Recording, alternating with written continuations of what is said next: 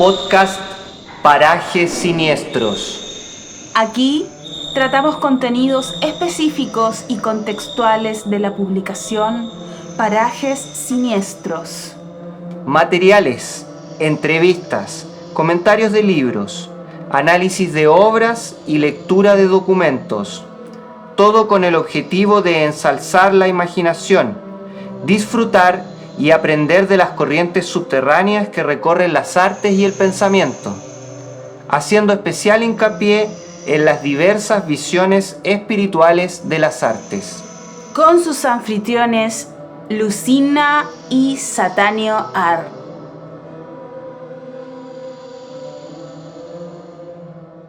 Bienvenidas y bienvenidos a este nuevo capítulo del podcast Parajes Siniestros.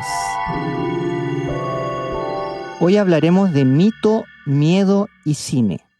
Para ello hemos invitado a Jonathan, académico e investigador en la UNAM, quien en esta ocasión se hará llamar el Sombrerero Loco, el mismo personaje de Alicia en el País de las Maravillas, y veremos qué nuevos acertijos nos presenta. Bienvenido, Sombrerero Loco, bienvenido, Jonathan. Hola, buenas tardes, ¿cómo están? Buenas tardes, buenos días, lo que sea. Un gusto estar con ustedes desde desde hemisferio a hemisferio de este mundo exactamente. Así que pues un gusto a todas y todos y a cada persona que nos escucha hasta este paraje. Muchas gracias por aceptar la invitación. No, al Muchas contrario, gracias. gracias a ustedes por invitarme. Muchas gracias. Para contextualizar entonces a nuestros oyentes, a nuestras oyentes, Jonathan Juárez es licenciado, maestro y candidato a doctor en filosofía por la UNAM, institución por la que también tiene estudios de licenciatura en psicología. Actualmente se desempeña como docente en las licenciaturas de Comunicación y Periodismo, Sociología y Derecho para la Facultad de Estudios Superiores de Aragón y en la licenciatura de Filosofía para la Facultad de Filosofía y Letras, ambas dependencias de la UNAM. Participa en el Seminario de Investigación, Religiosidad y Cultura como coordinador adjunto, el Seminario Crítico de Investigación en Filosofía y Literatura, asimismo del Instituto de Investigaciones Filológicas de la UNAM. Asimismo es participante en los proyectos de investigación Herencias del Barroco en el origen de la nación mexicana, siglos XVII y XVIII. Aproximaciones teóricas al conocimiento y a la percepción sensorial en la antigüedad clásica y su recepción posterior. Y los estudios bíblicos y las humanidades en el mundo contemporáneo. Lo anterior entre muchísimos otros proyectos y actividades académicas. Sus líneas de interés son las ciencias de la religión, estudios sobre la cultura y la epistemología de las ciencias sociales, innovación educativa y teoría y filosofía política, áreas en las cuales tiene publicaciones científicas y de divulgación. Sin duda, un nutrido currículum, mucha experiencia aquí, nuestro sombrerero. Entonces, como ya se dijo, el tema que nos convoca es la relación entre mito, miedo y cine. Para comenzar, nos gustaría que pudieras introducir a nuestros oyentes en esta conexión entre el mito y el miedo. O quizás, para decirlo de otra forma, ¿qué es el mito y en qué punto éste produce miedo? Mito, por decir mito, pensamos en una construcción narrativa que nos habla desde una condición meramente fundamental y fundamentadora respecto a orígenes de algo, ya sea una planta, una parte de nuestra existencia, el orden mismo de todo lo que se encuentra aquí, y tiene un poder performativo gigante, es decir, nos dice cómo sucedió, pero también cómo tendríamos que estar sucediendo o qué eventos podríamos tener asociados a esta manera de lo que se nos narra en dicha historia. Sin embargo, sería como lo bonito, o sea, como la básico, no son historias que nos cuentan algo del mundo. No obstante, y esto es lo que se vuelve interesante, el mito también es bastante performativo, nos dice qué hacer y nos dice qué hacer no solamente por buena onda, porque, ay, sí, todo está muy agradable, no, nos dice qué hacer porque nos pone en riesgo, nos dice qué riesgos habría de no obedecerlo. Si no haces tal cosa, puede caerse el sol. Si no bailas tal cosa, podría hacerse representar otra situación. Por ello, el mito es fundamental en toda esta situación. Y entonces hay una realidad que el mito como historia obliga. Y entonces esto me lleva a pensar en un asunto que desde la fenomenología de la religión es muy común. En la fenomenología de la religión existe esta noción muy famosa, o es una definición que está repetida hasta el cansancio, de que lo sagrado es aquello que tiene un misterio tremendo y fascinante. Y desgloso la expresión de esto. Misterio, porque su condición metafísica, su condición de existente, no es igual a la de cualquier otra cosa en este mundo. Es diferente, es variable, tiene otra condición natural, por un lado. Por otro, el mito también tiene, perdón, lo sagrado no tiene condiciones causales como nosotros lo pensamos. Siempre pensamos, no, es que si hago esto va a suceder así. No, va a ser porque se le da la gana. Pero, y entonces por eso es misterio. Segundo asunto, es un misterio tremendo. Y la palabra tremendo, según la encontramos en un autor que se llama Rudolf Otto, tiene que ver porque causa tremor. Es decir, hasta las figuras más admirables, más bellas de todas las tradiciones religiosas, si no las obedeces, aguas, te puede pasar algo y ese algo puede ser terrible. El Dios lleno de amor del judeocristianismo, hazlo enojar y vas a ver cómo te va. Para eso está el infierno, para eso hay muchas de esas características. Puede aplastar, o sea, puede, si se le da la gana un día, puede aniquilarnos. Por eso es digno de temor, aun si está visto con una figura perfecta, amorosa, justa, llena de beatitud. Y finalmente, es una figura fascinante porque incluso el ser más repulsivo causa algo de fascinación. No sé cómo se halla en Chile, pero aquí en México es muy común que cuando hay un accidente mortal incluso, la gente se conglomera para verlo y es un espectáculo terrible, repulsivo, espantoso, y sin embargo no nos deja sin nada que nos atraiga, nos atrae. Análogamente lo sagrado hace esto, es como nos fascina. Y es una fascinación que nos puede llevar, no solamente es el agrado, es excesivo, es un fenómeno de cultura. Por ello, en todo acto mítico siempre hay este temor. Y esto sí, ese tipo de situaciones, creo que además lo interesante de los mitos es que no se quedan donde nacieron, no es como que nacieron in nihilo tempore, como pensaba Eliade, reactualizan y tienen una vida de continuidad. El texto de Joseph Campbell, del héroe de las mil caras, lo dice, pero además de esto, lo vamos a encontrar en diversas cosas. Un autor como sería eh, Hans Blumenberg da Exacto, cuenta Blumenberg. que Justo estaba el pensando en él. mito también se va reestructurando en el arte y pensemos cuántas figuras que eran míticas, de repente se vuelven pinturas súper importantes de una tradición, se vuelven la figura del arte contemporáneo, de las narrativas culturales, de los chismes políticos. Entonces, Blumenberg da muy bien cuenta de esto, de que el mito, la vida que tiene, es que se puede, si bien mantiene estructuras básicas y elementos semánticos mínimos, se reactualiza y nos habla de un mundo, nos dice cómo nos posicionamos ante él, es la manera en la que completamos el mundo para coexistir. Por ello, ese terror no se queda solamente en, ay, si Prometeo alguna vez, no. Hoy en día te está persiguiendo esta figura, hoy en día te está compulgiendo a hacer algo. Se Y esto actualiza. se actualiza. Y por lo mismo, hay diversas maneras en lo que se ha hecho. A mí me interesa mucho esto de los dispositivos culturales, por ejemplo. ¿Cómo es que alguna vez pues, la oralidad fue el dispositivo cultural con el que lo sagrado se hacía presente? Después la imagen, después la escritura, y la escritura cada vez más depurada, ¿no? O sea, hasta incluso de pensarlo en la escritura como tal. Pero hoy ya no solamente basta esto, los recursos multimedia también se han apropiado de situaciones y entonces el mito no solamente no está extinto, lo tenemos en todas partes y con una fuerza tal que nos sigue aplastando. Todavía este ser que causa este tremor está ahí, a la vuelta de cualquier cosa y diversos elementos de la cultura nos lo repiten. Ujú. Tiene esta característica el mito de ser una adaptación también al mundo en el que estamos. Nos ayuda, nos guía a adaptarnos, ¿no? Tiene esta función epistémica de comprensión y adaptación al mundo. Es una guía. Sí, es una guía porque efectivamente nos convierte eh, en personajes que nos dicen cómo es que va a actuar determinadas personas. O sea, nos dice, bueno, en cierta fecha sucede esto, vamos a tener que actualizarlo. Y efectivamente se da esta actualización. Perdón, te veo que quieres decir algo, perdón. Estaba pensando en lo que estabas mencionando recién sobre que en escenas o momentos de horror nos sentimos fatalmente atraídos, o a la inversa, en escenas de mucha éxtasis sentimos un profundo horror.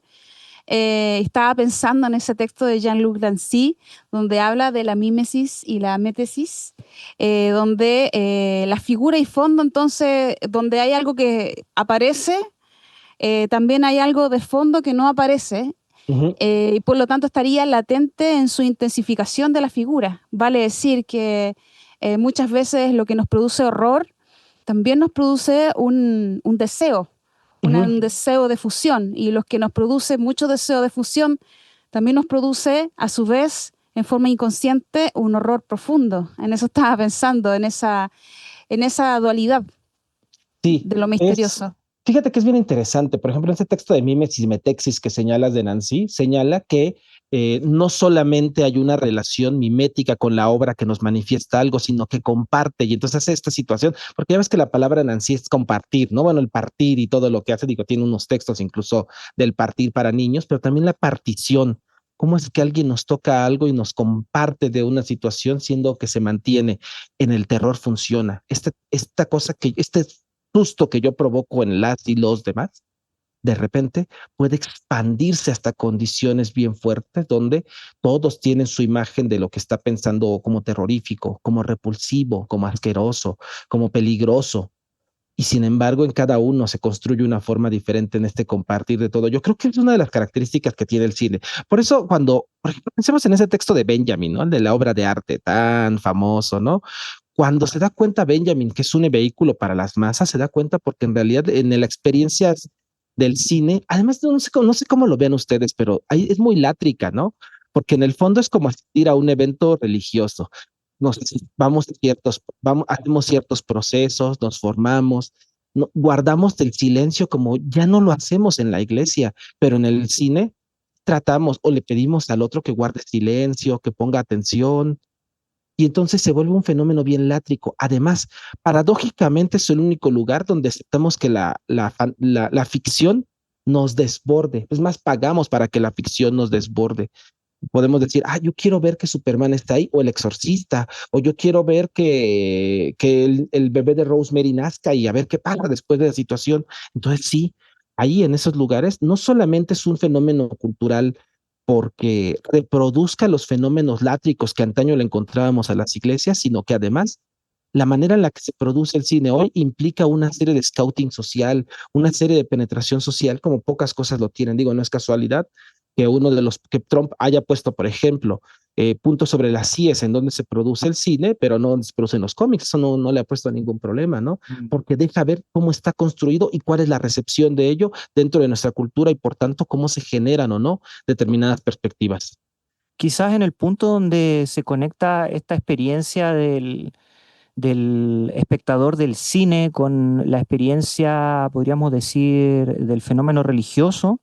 Quizás algo que podría tener como en común es esta idea de que se trata de una experiencia colectiva, pero a la vez individual, porque el espectador está solo en una sala de cine oscura, se está proyectando frente a él una situación, una historia, y su experiencia es individual y a la vez colectiva. Es como lo que pasa un poco con la idea del misterio tremendo de Rudolf Ujú. Otto, que es un fenómeno que es absolutamente subjetivo, pero por otro lado, en la medida que es un fenómeno religioso y que comparte un lenguaje o una posible traducción a un lenguaje religioso, espiritual, es colectivo. Entonces, en ese punto, como que ambas experiencias conectan bastante.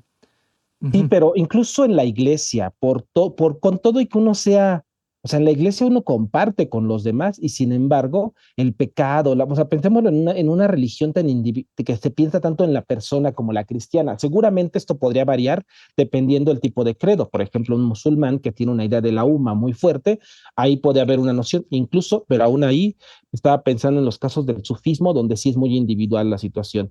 Aún en cada uno de estos, la experiencia donde Alá te mira a ti directamente, entonces es parecida, eso sí, es comunitaria e individual, al mismo tiempo, porque el espíritu, la sensación, la culpa, la manera en la que está puesto en gracia cada una de las situaciones, te habla a ti y sin embargo lo compartes con los demás. Y esto es lo que sucede en el cine. O sea, sí es cierto, yo cuando pago un boleto, seguramente pues yo voy a ver mi propia experiencia reflejada en todo esto y sin embargo la comparto. Recuerdo cuando fui a ver Paranormal Activity, la primera fui solo y se llenó el cine. Había unas chicas jóvenes al lado mío porque se llenó, yo iba solo, insisto, y yo solía poner las manos sobre los respaldos, o sea, los que bordean, y en una escena muy estresante casi del final, recuerdo que para la chica de al lado mío, yo creo que ni cuenta se dio, pero me agarró o sea, era una escena y empezaron a gritar, y de repente se puso tan estresada ella que me agarró la mano y yo grité, porque no esperé que nadie me tocara, ¿no? O sea, porque Mientras no te arrancaba la piel. espero que no, pero sí me dio muchísimo miedo, ¿no? Porque decía así, ¿por qué me toca esta persona? Y y entonces, pues el problema es que esta experiencia de la construcción que estábamos teniendo, pues el fenómeno es que no había manera, no se puede compaginar de otra forma.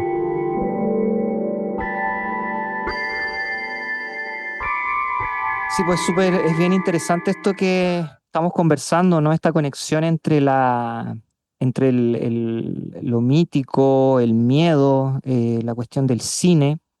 Nosotros acá en general, en el programa tratamos de trabajar esta conexión entre lo que podríamos decir más como experiencia espiritual y la creación propiamente tal, ¿no? Entonces aquí vemos como un ejemplo bastante claro, quizás más ligado a a la cultura de masas, porque sabemos que no cualquiera en el presente tiene las posibilidades materiales de hacer una película. Y dentro de esa cantidad de personas que van a tener esas posibilidades, no todos tampoco van a tener las posibilidades de distribuir esa película.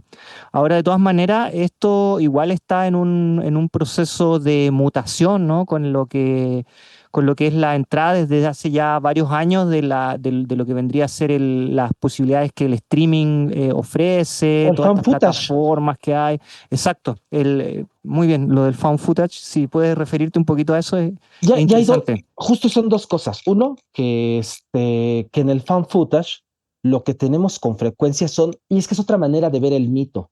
O sea, mucho del terror es como el pasado perdura.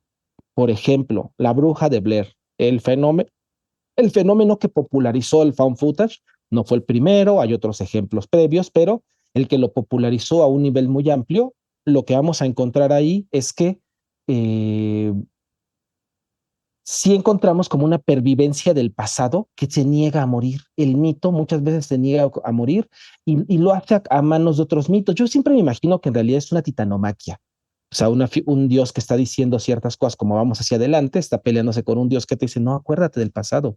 En toda esta discusión, como no se resuelve, se agarran a catorrazos. Estos son los problemas de la cultura. Pero bueno, pasándolo al fan footage. En el caso de podemos encontrar dos cosas. Uno, que si bien no es democrático, o sea, sería estúpido de mi parte decir, todos pueden hacer un fan footage, ¿no? Porque ya todos tienen teléfonos. No, ve a decirle eso a los niños de ciertos lugares del Chaco, de Sierra Leona, de Oaxaca, de muchos lugares, y no es que tengan esas posibilidades, pero lo que sí vamos a encontrar es que sí hay una posibilidad muchísimo más cercana de poder realizar algunas grabaciones. El otro es el streaming.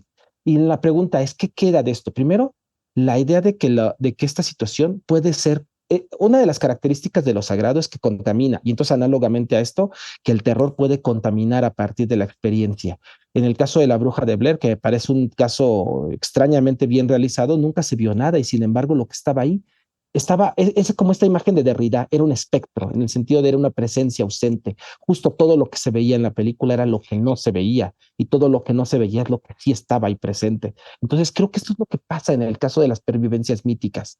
Sucede mucho en el caso del found footage por dos motivos. Uno, porque trata de registrar ese pasado que ya no está o no debería de estar. Y dos, porque genera a su vez nuevas correspondencias míticas. En ese sentido, Blumenbergiano te dice qué lugares son peligrosos, cómo hacerlo, y lo hace porque ya creo que la gran promesa de la modernidad, o al menos así lo interpretaba Baudrillard, era quitarnos los miedos. Y lo que deja ver es que esos nunca se van.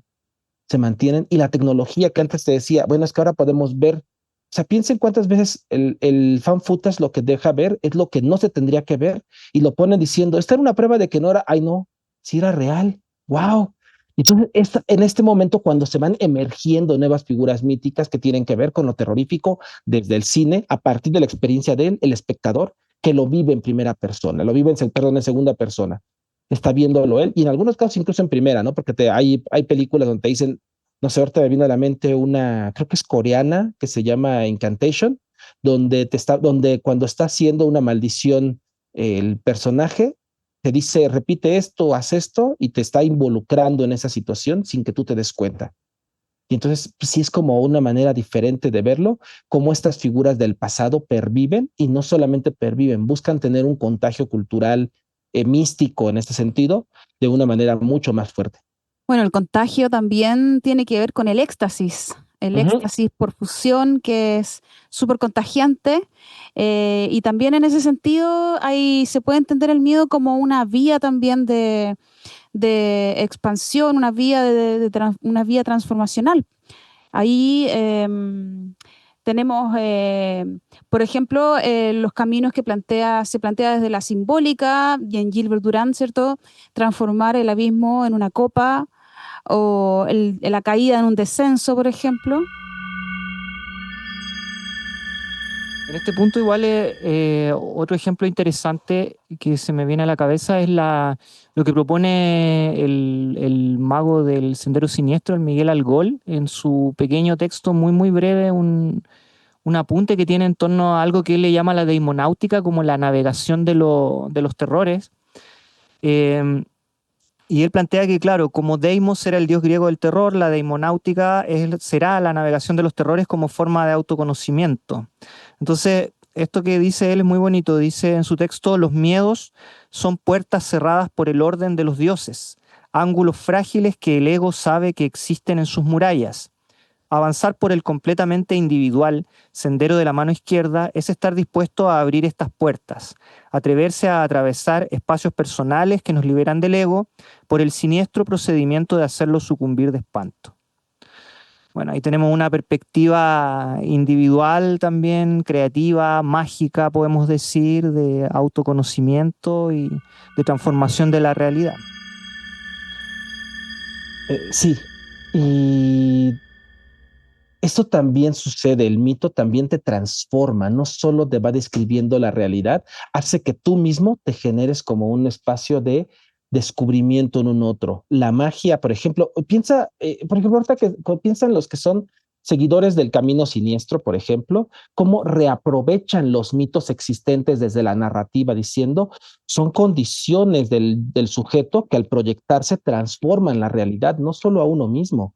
Y esto deja ver que el poder performativo de lo mítico no solo es un espacio interior donde uno entiende ciertas cosas, tiene un poder catalizador, transforma el mundo, su fuerza es tal que no se puede agotar solamente en la existencia, en mi existencia personal, se agota en el mundo, incluso ni siquiera ahí, porque este va a ser más amplio, más excedente. También podríamos decir que el mito tiene una fuerza que inmanentiza la realidad. Sí, pero además la inmanentiza y la deja operativa, porque te dice cómo puedes agarrarlo, te dice cómo lo imposible puede ser agarrado. Regreso al sendero de la mano siniestra, ¿no? Te dice cómo puedes agarrar el vacío, tu vacío, y empezar a expandirlo, cómo puede resonarlo a causal en el corazón de ti y de todos los demás. Entonces, eso también lo inmanentiza y lo hace operativo. Y eso solamente es un poder que el mito está generando y que paradójicamente el cine puede construir, porque además deja ver que está muy cercano. O sea, piensen, siempre les digo el mismo ejemplo, yo sé que es muy tonto, pero hay que pensar que más gente se ha convertido al catolicismo por el exorcista que por muchas sesiones de catecismo. Y entonces es como muy llamativo cómo nos vuelve cercanos a estas fuerzas originarias que además la puede crear. Esta es una característica que las escenas multimedia pueden lograr, ¿no? Porque en realidad antes el sueño, que solo era sonoro o olfativo o algo así, el cine incluso puede dar la sensación de olor, ¿no? Recuerdo esta película del perfume, ¿no? De cómo se puede visualizar lo olorífico de alguna cosa, de alguna persona. Entonces todo eso se puede expresar a través de diferentes maneras y ya no solo basta el canal oral, es mucho más complejo. Es interesante también en el cine la posibilidad que tiene como trabajo de transmisión de atmósferas.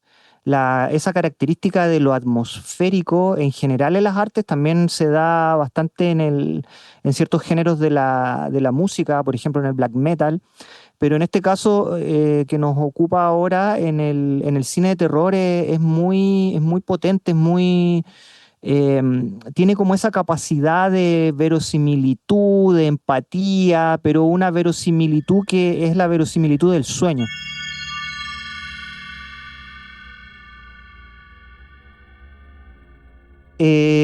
Sería interesante que nos pudieses comentar desde tu perspectiva en el tiempo presente y con todo este contexto del cine actual,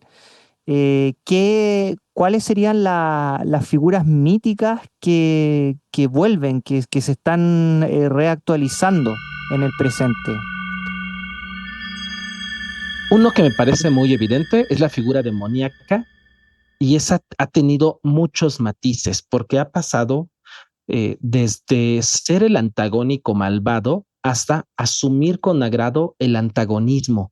Y esto me parece muy interesante, porque en realidad podemos ver cómo en las series, por poner un ejemplo, encontramos diversas maneras en las que lo demoníaco se vuelve fundamental. Lo demoníaco se convierte en ya no solamente el objeto de terror, sino me apropio de ello y entonces yo soy capaz de generar terror ante una sociedad. Por ejemplo, el caso de los grupos feministas o los grupos altermundistas que de repente empiezan a recuperar las figuras de lo demoníaco como un elemento que ya no solamente es me da miedo, es yo causo terror con ello y lo utilizo como un elemento de corte poderoso, como para expresar poder. Esto no es una invención de ellos, de estos grupos. En realidad, yo creo que tiene muchísimo más que ver el, con lo que sucede durante el romanticismo, especialmente inglés, con el caso de Milton. Bueno, el antecedente más claro, ¿no? Que es el antecedente, no es romántico, pero es antecedente, que es el de Milton, y lo que sucede durante los demonios del romanticismo, especialmente el francés, por ejemplo, con las letanías de Satán, por ejemplo, todo lo que aparece en las flores del mal con todas esas figuras. Bakunin, por ejemplo, sí va a mencionar también Godwin, Byron, van a mencionar al diablo como una figura de poder. Entonces, uno que me parece muy obvio. Aparte de esto, lo acausal, ¿no? El vacío se está volviendo otra vez estas figuras, los elementos distorsionados, lo monstruoso. Y lo monstruoso en el sentido de que no tiene una configuración propia, no tiene una figura propia. Por ejemplo, el hombre lobo es monstruoso porque no es ni hombre ni es lobo, ¿no? Su configuración es ambas cosas. El vampiro porque no se alimenta de todo ello, el no muerto. Y creo que hay una serie de personajes que se están volviendo, desde los monstruos clásicos que sí están ahí, por otro lado, algunas deidades, ¿no? Cronos, que nos está devorando, las figuras de los mitos de Sísifo, algunas de las deidades del Hades, etcétera, que nos recuerdan esos elementos terroríficos. Digo, estoy pensando en los del terror, pero en realidad muchos mitos se mantienen ahí, las figuras del sol triunfante, la luna que todavía nos transmite ciertas cosas, pero Prometeo también. El mito de la Prometeo, máquina. ajá, todo el Deus ex machina que se encuentra en todo ello, lo podemos encontrar y justo la tecnología está pasando por un momento de mitificación muy fuerte y desmitificación continua, donde siempre lo vemos como este Deus ex machina que sale de algo, ¿no? ¿Cómo es que algo puede ser, cobrar vida de la nada? En este sentido, tenía esta pregunta en relación a la cuestión de la temporalidad. ¿Qué, qué tú ves que está pasando con la temporalidad en el mundo contemporáneo desde esta visión como occidental de la teología, como que hubiese un fin, un objetivo último, un desenlace, en relación a esta variación de los mitos contemporáneos, en relación al progreso y todo este tema? Mira, empecemos porque luego los teóricos de coloniales nos criticarían diciéndonos que somos occidentales porque dirían, quién sabe qué tanto de eso realmente somos, ¿no? Pero bueno, suponiendo sin conceder que lo seamos, pero al menos sí somos herederos de todo ello. Adorno y Horkheimer en la dialéctica de la ilustración lo ponen. Este esfuerzo de la ilustración por querer romper con el mito generó nuevos mitos y uno de ellos es el del progreso. Uno de ellos es el del individuo aislado, otro es el del Estado. Y el Estado es un monstruo, como pone Hobbes, ¿no? Es un demonio que se encuentra ahí y a partir de ahí va configurando. No es casualidad que algunas de las películas de terror tengan que ver con este estado omniabarcante, poderoso, que hace lo que se le dé la gana. Pensemos en una película como La Purga, ¿no? Donde se permite como un acto de catarsis hacer ciertas cosas porque el Estado lo requiere. Estas películas donde se encontramos este tipo de figuras que él es exigente porque así tiene que suceder, porque la comunidad lo exige. De Wickerman lo hacen un montón de estas figuras importantes que te dicen hay que sacrificar algo por lo que tiene que suceder.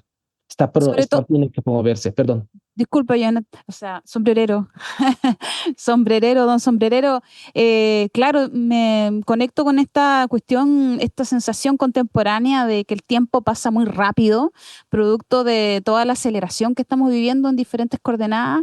Eh, Cronos que sigue claro. hambriento constantemente, ¿no? Esta figura del Cronos, Lucina, efectivamente, se convierte en un devorador, se convierte en una bestia y se va manteniendo de diferentes formas, ¿no? Se convierte en diferentes elementos.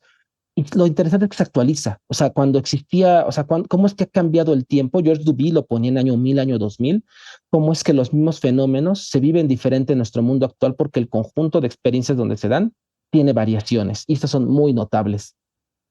Y allí lo sagrado, la experiencia de lo sagrado va a tener que ver mucho con un poco desafiar esa aceleración, ¿o no?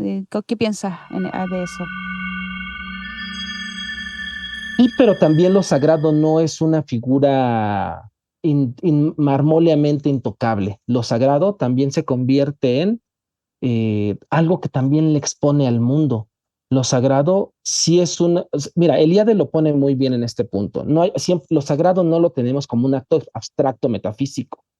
Se manifiesta en una realidad y al manifestarse en una realidad significa que se encuentra vinculado al mundo. Por tanto, lo sagrado también está hablándole a esta existencia. El acto sagrado no solamente es la fuerza primigenia, sino es la manera en la que se va dando, se va manifestando, se va diversificando en todo esto. Entonces sí creo que lo sagrado implica algunas cosas aquí, pero eh, no solo es la fuerza, también es la posibilidad de que ésta esté catalizando otras cosas y también dialogando con este mundo. Piensa un fenómeno como el ayornamiento, ¿no? De la Iglesia Católica, sigue siendo la institución sagrada, pero dice, pero tenemos que hablar al mundo actual.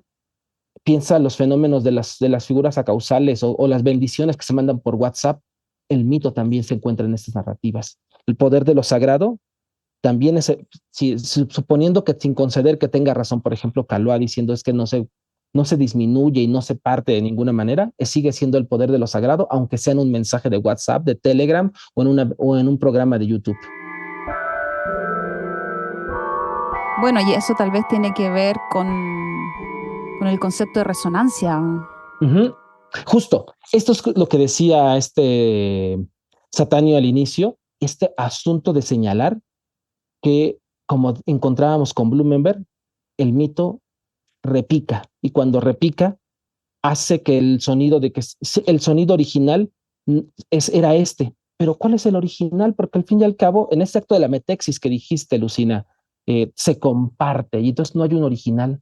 Todos y cada uno tienen una resonancia porque en la manera en la que repicó originalmente una historia del pantano, una historia de una muñeca, una historia de un demonio, una historia de un águila, una historia de una serpiente, una historia de una tormenta, cada uno nos tembló de diferente manera y nos hizo que resonara en cada quien de manera diferente.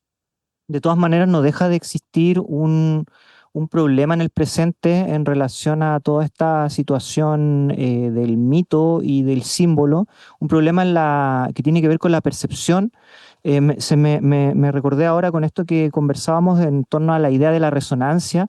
Hay una palabra que no se me viene en este momento a la cabeza, pero que el Hartmut Rosa en su libro la utiliza como un concepto que tiene que ver con el contrario de la resonancia, porque la resonancia es cuando algo te viene de afuera y te produce algo y de alguna manera al pasar por tu cuerpo se transforma y continúa en movimiento. Y el contrario a eso es algo que tú interiorizas y que queda solo dentro tuyo. es la experiencia de las personas en el metro, en el transporte público, escuchando la música con los auriculares, una experiencia que es absolutamente individual, que puede ser motivacional, todo lo que uno quiera, pero que no consigue ser comunitaria, no se logra compartir. Entonces, ese tipo de experiencia yo la asocio con el enfriamiento del símbolo y por lo tanto, con el enfriamiento de lo misterioso, con la sobreiluminación del misterio. Y otro momento donde se desilumina y tiene que ver con el cine es el momento de que podemos pasarlo en streaming, como bien dijiste, ¿no? Oye, es que este es el momento cúspide del terror. Páusale, tengo que ir por unas palomitas. Oye, espérame, regresa a esta parte. Y entonces, lo que tenía una estructura diegética muy establecida y todo, y dirigida para que la experiencia fuera de X tipo, de repente se pierde porque el rebase tecnológico parecería que entra en competencia. Y ese es uno de los fenómenos. El otro es el que mencioné hace rato, el momento en que compartimos, porque en ese momento parecería que podemos minimizar algunos detalles que antaño eran imposibles y solo se tenían que soportar en el corazón de cada quien. Claro, la literalización de la realidad, las imágenes HD, los recuerdos en una nube, parecieran que van más allá de la polivalencia del símbolo, del poder, de lo emocional que tienen las imágenes, en tanto imaginación. Entonces, eso estaría en tensión, siento que con respecto a esta aceleración y a la literalización del mundo, como que va fuera en detrimento de ese mundo y de la imaginación.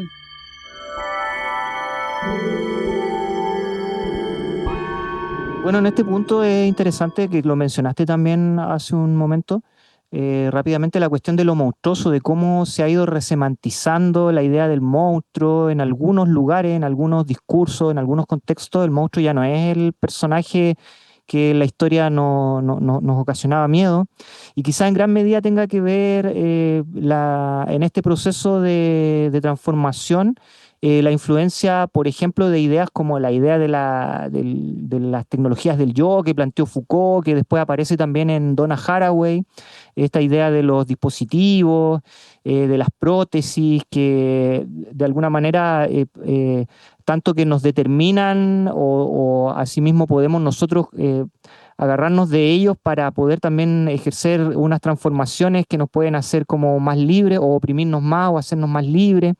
Entonces, como que la idea del monstruo y su transformación, su resemantización, tiene mucho que ver con estos procesos tecnológicos que se vienen viviendo de forma tan acelerada en las últimas décadas. Y no solamente tecnológico, también tiene que ver con la apertura de nuevas perspectivas. El otro, yo siempre he pensado que el mito al final del día nos toma una posición narrativa respecto a este otro, pero el otro se ha ido cambiando. Puede ser el otro del futuro, el otro del pasado, pero también el otro de otro país. El otro que es un inmigrante, el otro, y por eso tenemos Alien, puede ser el otro tecnológico, por eso tenemos Christine, por eso tenemos Event Horizon, entre otras películas que nos van a señalar que este otro está ahí, incluso el otro que está en sí mismo. Por eso tiene tal éxito el cine de terror que tiene que ver con el exorcismo, porque el otro también puede estar albergado en su conciencia. Cuando yo tengo un problema mental, cuando yo tengo, o sea, me viene a la mente una película que se trata, que es es sobre un caso, es una fan footage sobre una mujer que tiene Alzheimer aparentemente y poco a poco se dan cuenta que tiene un asunto maléfico detrás, ¿no? Creo que es el exorcismo de Débora, no me acuerdo también cómo se llama, pero justo es esto. Y si el otro también es el que está en mí, el terror corporal lo alberga, pero también el otro como la figura de mi vecino. O sea, es que yo siempre le presté mis llaves a esta persona, cuidaba a mis hijos, veía mi correspondencia, entró a mi baño muchísimas veces y de repente es este miedo que nos causa. Y entonces los mitos están respondiendo a este otro, pero este otro se ha diversificado en este mundo de las aperturas. Y eso también me parece importante. En ese sentido, la pregunta por el presente de que a qué le tenemos miedo hoy, parece como bastante como directo, digamos, la conexión entre esa pregunta y la reconfiguración de la otredad, del otro. Parece Ujú. que es algo que insiste en el tiempo, aunque el otro cambia, es de una forma o de otra, valga la redundancia. parece algo que permanece.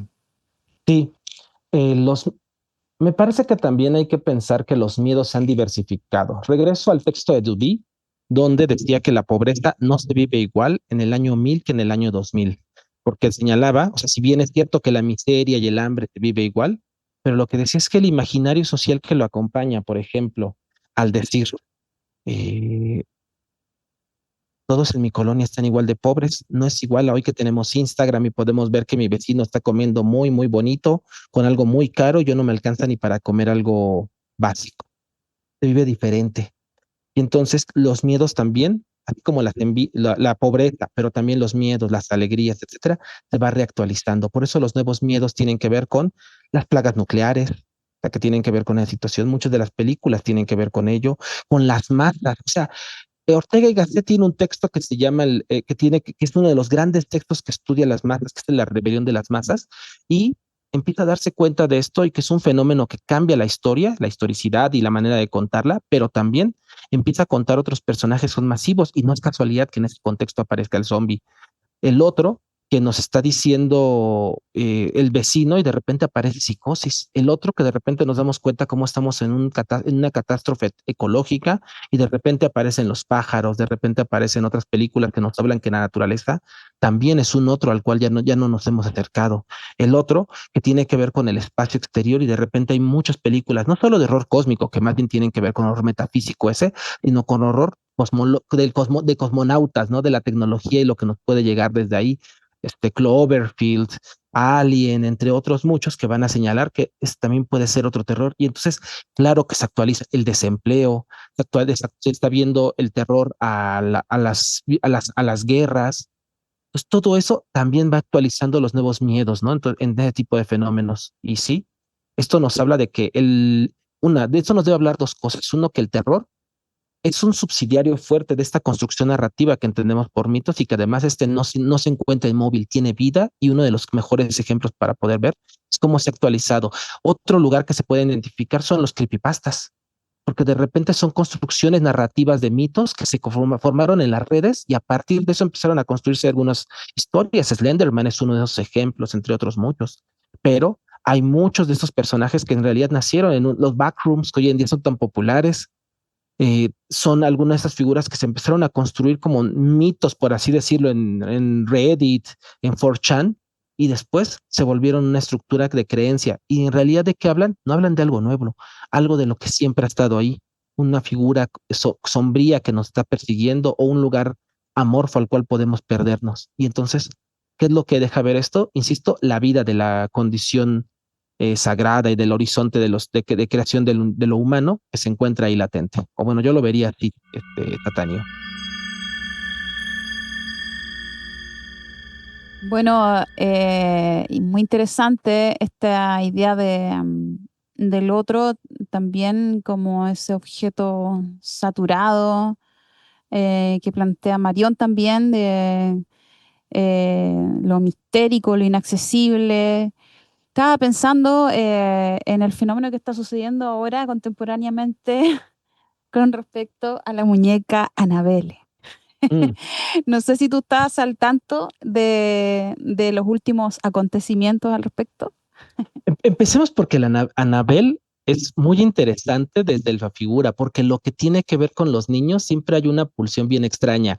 Cuando Freud en el ensayo de lo ominoso deja ver que lo ominoso es aquellas condiciones que no pudimos sublimar de la naturaleza y las proyectamos con otros y que lo encontramos con afinidad, por ejemplo, en Chile lo deben conocer muy bien con una canción que se llama Mi muñeca me habló, ¿no? O sea, me dice cosas que no puede repetir porque me habla solo a mí y en el fondo sería una función proyectiva. Pero lo que es muy entendible de situaciones, bueno, el problema no es que tú le hables a tu muñeca, sino cuando esto te habla, ¿no? Y responde. Y entonces, ¿qué deja ver ahí? Esta figura de la muñeca que es muy común en los niños. Los niños es bien interesante. Pensemos en una película como Poltergeist, donde la víctima perfecta es una niña que el American Way of Life, con toda la perspectiva maga, que incluso hoy en día que no existía en aquel entonces, pero con esa ternura infantil rubia, caucásica, de familia protestante, súper bonita, le pasa lo peor. Y entonces genera una estructura de empatía que solo el melodrama puede alcanzar. Y regresemos, entonces los niños siempre como que por la proyección que tienen con luminosos, es muy proclive que se encuentren ahí, ven monstruos, tienen amigos imaginarios, le hablan a ciertos personajes, no pueden distinguir. Esta niña que tenía varias personalidades que dicen que es cierto o no, la de Calanini, pero en los niños, y otra cosa, que además la sociedad, perdón, hace ver al infante como una figura tan tierna. ¿Y por qué le pasa eso? Porque también es una pulsión de muerte una pulsión de muerte que está generando el niño en todos esos fenómenos. Es la totalidad que todavía no alcanza a romperse en todo esto. Y entonces es ahí. Y regresemos al caso de Anabel. Es muy interesante que haya pasado una muñeca que además es tan icónica. Digo, las muñecas son importantes porque tienen que ver con los infantes, sí, por toda la proyección y por todo lo que eso significa, pero que de repente se haya convertido en un fetiche pop, una figura de incluso si ustedes ven la historia de los Warren, es muy dudoso muchas de las cosas que dicen, pero de repente se convierte en una figura icónica y es capaz de generar, sí, la figura del golem, por ejemplo, sí, la figura de estos personajes que cobran vida a partir de la nada. Y sí, efectivamente, la muñeca cobra todo esto y por eso es una reactualización de estos mitos tipo el golem, pero aplicado además en la estructura infantil y que haya pasado en estos días donde dicen, es que además el que la estaba cuidando y que estaba llevándolo murió en condiciones bien inesperadas, deja ver que no es una cosa inocua al mito, ¿no? Porque puede ser real o no, pero lo que sí sabemos es que tiene consecuencias. Así como cuando uno se ate a la idea de ciertas cosas y actúa en correspondencia, análogamente en el mito con los actores sociales. Ese exceso de sentido, de exceso de intuición que van a estar apretados ahí en los objetos, en este caso en la muñeca, en la connotada muñeca, también me hace pensar en la figura del egregor y de cómo el egregor también puede generar simbólicamente transferencias en torno a los transferencias de poder, transferencias de fuerzas en torno a los objetos. Entonces, en ese sentido, ahí está lo que hablábamos recién de la inmanentización O la de los tulpa, ¿no? objetos. Ajá. Claro, exacto. Entonces, igual es re loco eso porque de todas maneras, aunque sea el mundo más, la cultura de masas, y por lo mismo no tendría por qué estar exento de ciertas tácticas de este tipo. Por ejemplo, para generar más poder en torno a los acontecimientos que están por detrás de las figuras de la muñeca. Ujú. Eh, Sí, porque podríamos pensar de, bueno, es que en realidad es un debraye infantil. No, está construido un fenómeno global detrás de todo ello. Y creo que lo del egregor, en tanto no es una manifestación individual, porque la tulpa casi siempre yo me proyecto hacia algo, aunque esté detrás de mí hay una tradición, pero el egregor casi siempre es una manifestación colectiva. Yo creo que la muñeca Sí. es esto, proyectamos esta situación. También eso es entendible, por ejemplo, en los estudios sobre la magia, ¿no? Cuando Fraser hace estos fenómenos de magia simpatética, por ejemplo, deja ver muy bien que ahí hay una construcción bien específica de cómo nos relacionamos con ciertas cosas, porque a esta la cargamos. ¿Te parece a tal? Lo vamos a hacer. En el texto de René Girard de la violencia y lo sagrado, por ejemplo, deja ver cómo una sociedad entera, una colectividad, empieza a ver un fenómeno como algo negativo. Puede ser la mujer, el hombre, el capitalista, el comunista, el machista, quien sea, la bruja y lo cargamos simbólicamente de las culpas sociales para decir, lo vamos a sacrificar. Y esto es como se construye, según Girard, el chivo expiatorio, ¿no? Si mata muerto el perro, se acabó la rabia. Muerto esta figura maléfica, toda la maldad asociada te va a aniquilar. Y entonces, esta es una figura que está ahí. Nada más que aquí no es tan fácil matarlo. Lo cargamos de nuestros pensamientos, lo cargamos de nuestras situaciones. No sabemos romper esta sublimación que todavía le daba un poder específico y ante ello, pues se mantiene esta figura como poderosa y que no es capaz de generarnos un daño a nosotros si no lo sabemos cuidar. Por eso que Anabel esté ahorita corriendo por el mundo, a muchas personas seguramente los tiene aterrados, porque en realidad sienten que es la manifestación de lo ominoso, de lo santo, de lo sagrado, pero el temor que causa ello, lo que se mantiene ahí, e insisto, esto no es un fenómeno actual, es un fenómeno que ha existido desde siempre y que pues se puede ver en muchas culturas desde hace mucho tiempo, ¿no? Mm, recuerda el símbolo también. Quisiéramos, tú, Eh, Sombrerero, ¿tú podrías a nuestro público recomendar una película y un libro? Sobre el mito. Me parece que el trabajo sobre el mito de Hans Blumenberg es pesado, pero es un texto muy interesante para profundizar. Yo creo que es de los textos más interesantes donde se puede ver esta situación. Y más allá de una película, me podría pensar en esta serie de Evangelion, que en realidad deja ver cómo algunos de estos fenómenos incluso traspasan fronteras. No solamente estamos hablando de un personaje occidental, pues es un niño que está en otro país, en Japón, y de ahí tiene que pelear con unas Evas, ¿no? Y con una figura que se llama Lilith. Entonces, todo ese tipo de cosas deja muy bien ver que independientemente de las coordenadas, tal vez en el sentido de Jung, tal vez en el sentido de Campbell, hay una figura que trasciende los espacios temporales y los trasciende los espacios históricos y nos permite conectar con esta fuerza que implicaba el mito y que, como decíamos hace rato con la magia del sendero siniestro, pues todavía tiene una fuerza capaz de construir un mundo y de hacer algo con él.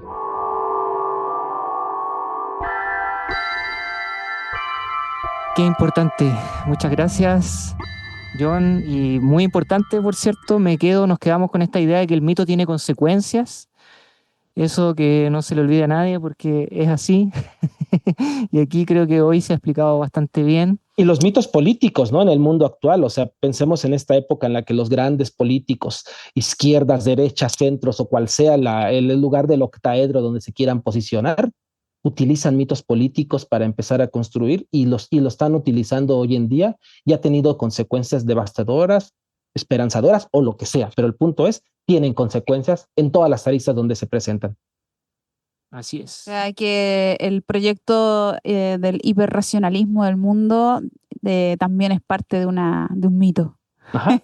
Al final del día es un Robinson Crusoe que puede consigo mismo, y Marx lo dijo, este proyecto del sujeto racional autónomo sigue siendo un proyecto mítico. Exacto. Lo que hay detrás, entonces también el trabajo estaría por ver figura y fondo, no solamente ver lo que está ahí en lo evidente, sino que escarbar un poquito, rascar un poquito la oscuridad. Te agradecemos, Sombrerero, la presencia, la disponibilidad. Sí, siempre un placer, muy Al, can- nutritivo al contrario, escucharte. Lucina, al contrario, Satanio, con muchísimo gusto estamos aquí para acompañarles. Eso, muchas gracias y bueno, continuaremos en comunicación y eso, un abrazo a la distancia y felices de haber compartido este momento. Muchos saludos a nuestras auditoras, a nuestros auditores y esperamos que hayan disfrutado tanto como nosotros este espacio de conversación con Sombrerero. Hasta luego, que estén muy bien, Hasta cuídense mucho. luego. Chao, Chao. gracias. Chao.